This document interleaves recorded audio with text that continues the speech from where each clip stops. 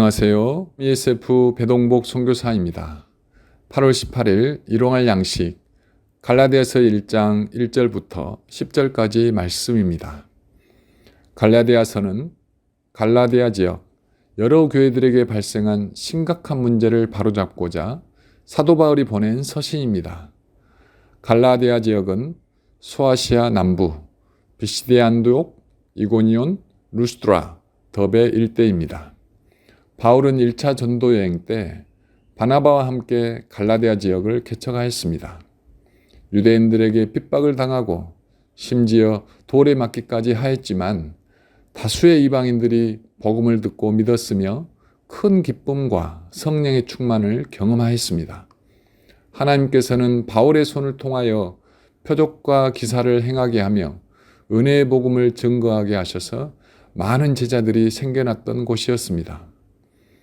갈라디아 교회는 사도 바울이 고난 중에 얻은 선교의 첫 열매라고도 할 수 있었습니다. 그런데 바울이 떠난 지 얼마 지나지 않아 갈라디아 교회들에게 이상하고도 심각한 문제가 발생합니다. 6절 말씀입니다.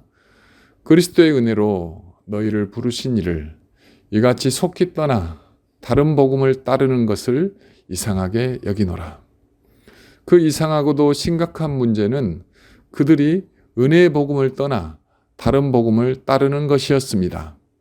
은혜의 복음이 무엇이고 다른 복음이 무엇인지는 2장부터 본격적으로 다루어질 것입니다.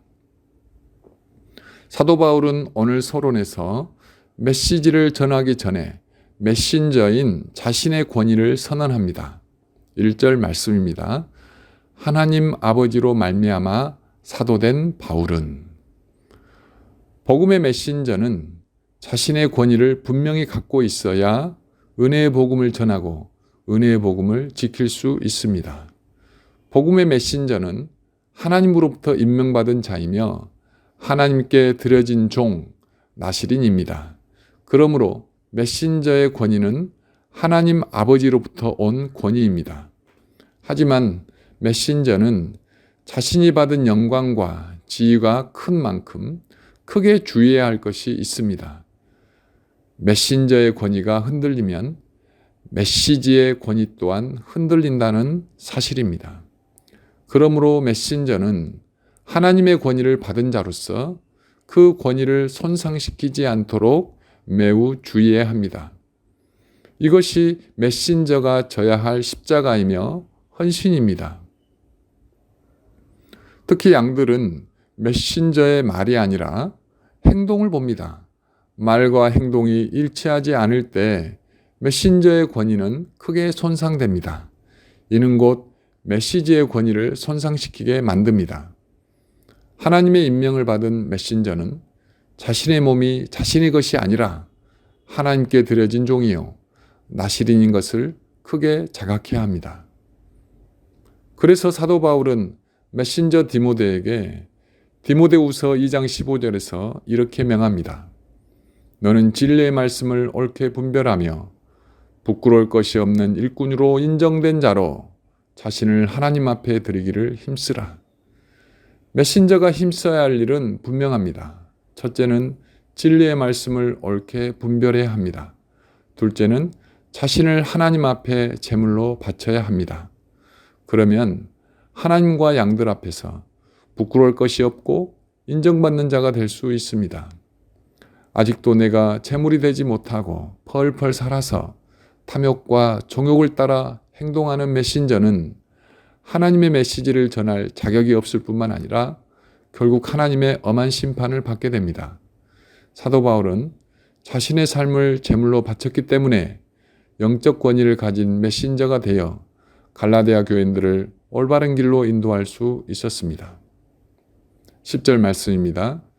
이제 내가 사람들에게 좋게 하랴, 하나님께 좋게 하랴, 사람들에게 기쁨을 구하랴, 내가 지금까지 사람들의 기쁨을 구하였다면 그리스도의 종이 아니니라.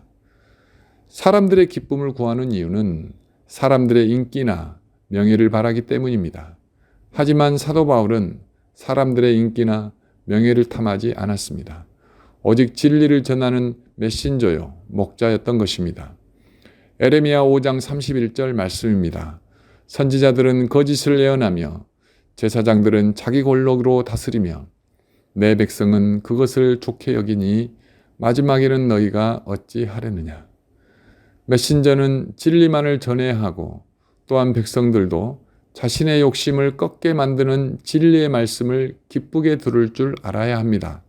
그렇게 하지 않는다면 그 마지막 결국은 우리 모두의 멸망이기 때문입니다.